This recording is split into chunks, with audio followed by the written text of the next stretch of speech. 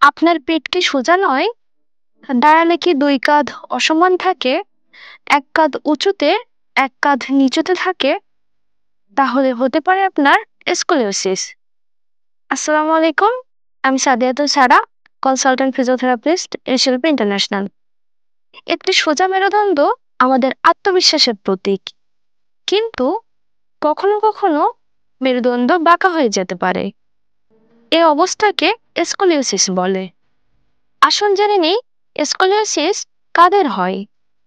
সাধারণত ৮ থেকে ১৫ বছরের কিশোর-কিশোরীদের মধ্যে স্কলিওসিস বেশি হয়ে থাকে, তবে যে কোনো বয়সেই হতে পারে।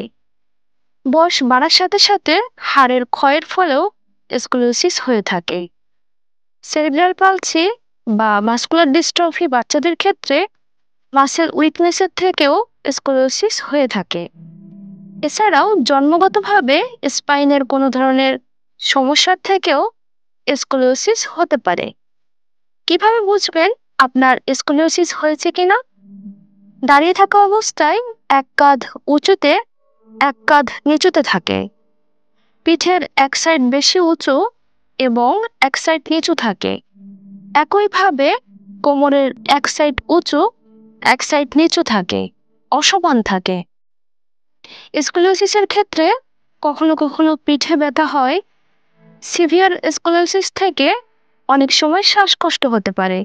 আসুন জেনে নিই স্কলিওসিস হলে করণীয় কি। স্কলিওসিস হলে দেরি না করে দ্রুত চিকিৎসকের শরণাপন্ন হতে হবে। স্কলিওসিস কত ডিগ্রিতে আছে, কপস অ্যাঙ্গেলের মাধ্যমে সেটি মেজারমেন্ট করে সেই অনুযায়ী ট্রিটমেন্ট দেওয়া হয়। সাধারণত কপস অ্যাঙ্গেল ৪০ ডিগ্রির বেশি হলে সার্জারির প্রয়োজন হয়, তবে ৪০ ডিগ্রির কম হলে সঠিক ফিজিওথেরাপির মাধ্যমে নিয়ন্ত্রণে আনা সম্ভব। ফিজিওথেরাপি, বিভিন্ন ধরনের পশ্চার কারেকশন এক্সারসাইজ, ব্রেস ইত্যাদির মাধ্যমে স্কলিওসিসের মাত্রা কমিয়ে আনা যায়। তাই স্কলিওসিস হলে ভয় নয়, সচেতনতা ও সঠিক চিকিৎসায় পারে মেরুদণ্ডকে সোজা স্বাভাবিক রাখতে।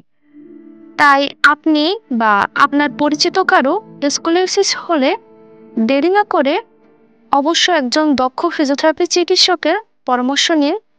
সুস্থ থাকুন। এ সংক্রান্ত বিষয়ে আরো বিস্তারিত জানতে আমাদেরকে কল অথবা হোয়াটসঅ্যাপ করতে পারেন। ধন্যবাদ।